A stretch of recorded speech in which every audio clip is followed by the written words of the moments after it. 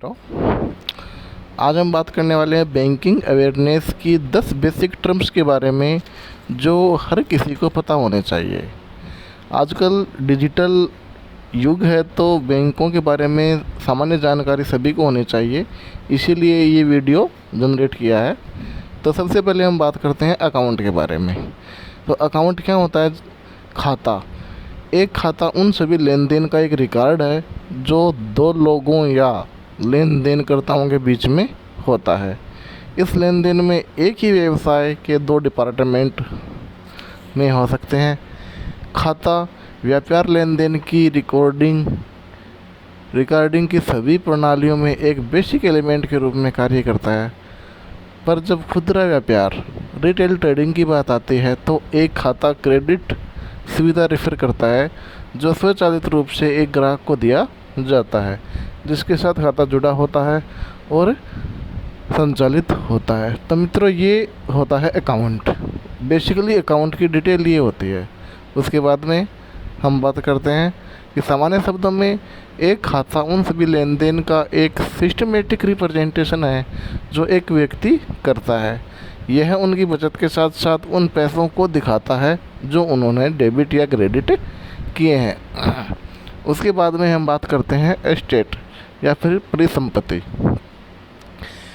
यह आर्थिक मूल्य के साथ एक संसाधन है जिस पर व्यक्ति, संगठन या निगम का नियंत्रण होता है। यह अपने मालिक को भविष्य के लाभ देगा। यह कुछ ऐसा है जो न केवल नकदी प्रवाह उत्पन्न करता है बल्कि अन्य चीज़ों के अलावा खर्चों को कम कर सकता है या बिक्री में सुधार कर सकता है। एस्टेट मुख्य रूप से 5 प्रकार के होते हैं। पहला, करंट एस्टेट, जिसमें नकदी, स्टॉक, बुक और ऋण शामिल होते हैं। दूसरा, फिक्स्ड एस्टेट, जिसमें भवन, संयंत्र, मशीनरी, भूमि आदि शामिल होते हैं। उसके बाद में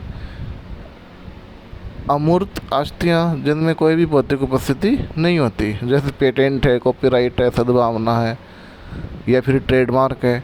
या फिर मूर्त संपत्ति, जैसे कोई नकदी, स्टॉक, बांड, संपत्ति, उपकरण इत्यादि। और वित्तीय परिसंपत्तियाँ जो बांड या स्टॉक होती है, ये सारे के सारे इसमें शामिल है। उसके बाद में हम बात करते हैं ऑटोमेटेड टेलर मशीन, जिसको हम शॉर्ट में एटीएम भी कहते हैं। तो एटीएम के रूप में जाना जाता है। ऑटोमेटेड टेलर मशीन उन इलेक्ट्रॉनिक मशीनों को रेफर करती है जो विभिन्न बैंकों द्वारा स्थापित की जाती है और खाता धारकों द्वारा नकद जमा करने या नकद निकालने की सुविधा देती है। डिस्बर्समेंट या कैश डिपॉजिट की प्रक्रिया बिना किसी मानव हस्तक्षेप से की जाती है। मशीनें हर जगह लगी होती है, विशेष रूप से उच्च आर्थिक गतिविधियों के स्थानों पर, जैसे मॉल है, अस्पताल है, शॉपिंग कॉम्प्लेक्स है या फिर बाज़ार है। उनमें ये आराम से उपलब्ध होते हैं। तो ये थे एटीएम। उसके बाद में बात करते हैं बैलेंस शीट की। बैलेंस शीट को हिंदी में कहते हैं वित्तीय स्थिति विवरण। तो बैलेंस शीट एक वित्तीय विवरण है जो किसी कंपनी या संगठन की संपत्ति, देनदारियों के साथ साथ शेयर धारकों की इक्विटी को एक निश्चित अवधि के लिए सपोर्ट करता है। इसके अतिरिक्त यह उस वस्तु के सेट मूल्य को दर्शाता है जो कंपनी के लिए एक पूरी संपत्ति है। साधारण शब्दों में एक बैलेंस शीट को कंपनी के नेटवर्थ या फाइनेंशियल पोजीशन के विवरण के रूप में समझा जा सकता है। उसके बाद में बात करते हैं बैंक क्रेडिट या फिर बैंक से लिया गया ऋण। बैंक क्रेडिट धन की वह राशि है जो एक व्यवसाय या व्यक्ति बैंक से उधार लेता है या फिर ले सकता है। इसमें बंधक, क्रेडिट कार्ड खातों के साथ साथ ओवरड्राफ्ट जैसी लाइन शामिल है। तो बैंक ऋण पूरी तरह से इस बात पर निर्भर करता है कि क्या किसी प्रकार का कोलेट्रल इन्वॉल्व्ड है, अन्य बैंक क्या पेशकश कर रहे हैं, साथ ही उनकी बोरर की जो क्रेडिट वॉरियर्स के भी ऊपर निर्भर करता है। उसके बाद में बैंक डिपॉजिट या फिर बैंक में जो जमा धनराशि है वो। तो बैंक डिपॉजिट का आशय एक खाते में धन जमा करने से है। यह मुख्य रूप से 2 प्रकार का हो सकता है, डिमांड डिपॉजिट या टाइम डिपॉजिट। बैंक डिपॉजिट किसी व्यक्ति के पैसे की सुरक्षा के लिए किए जाते हैं। उसके बाद में बाउंस्ड चेक। बाउंस किया गया चेक एक ऐसा चेक होता है जिसे बैंक पे को देने से इनकार कर देता है, मतलब ये चेक किसी काम का नहीं रहता।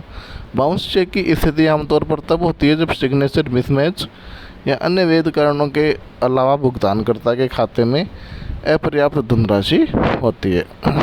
उसके बाद में है बैंकरप्टी, जिसको दिवालियापन कहते हैं। दिवालियापन एक कानूनी प्रक्रिया है जिसमें डिफ़ॉल्टर की संपत्ति, जिसे एक दिवालिया देनदार के रूप में भी जाना जाता है, को लाभ पहुंचाने के लिए उपयोग किया जाता है। इस कानून के माध्यम से ऋण लेने वाला है से राहत की अपेक्षा करता है। जब वह ऋण नहीं चुका पाता तो डिबेटर इनिशिएट्स कार्रवाई शुरू होने के बाद में दिवालियापन अक्सर अदालत के आदेश द्वारा लगा दिया जाता है। उसके बाद में बिल एक तरह का ऑनलाइन बिल है जिसके माध्यम से शॉर्ट टर्म ऋण सुविधा का प्रयोग करने वाले लेनदार को स्पेसिफिक डेट तक भुगतान के लिए कहता है। उसके बाद में डेबिट कार्ड और क्रेडिट कार्ड। डेबिट और क्रेडिट कार्ड अलग अलग काम करते हैं और भुगतान करने के लिए दो अलग अलग साधन हैं। कार्ड एक प्लास्टिक का बना होता है और इसमें एक इलेक्ट्रॉनिक चिप लगी होती है।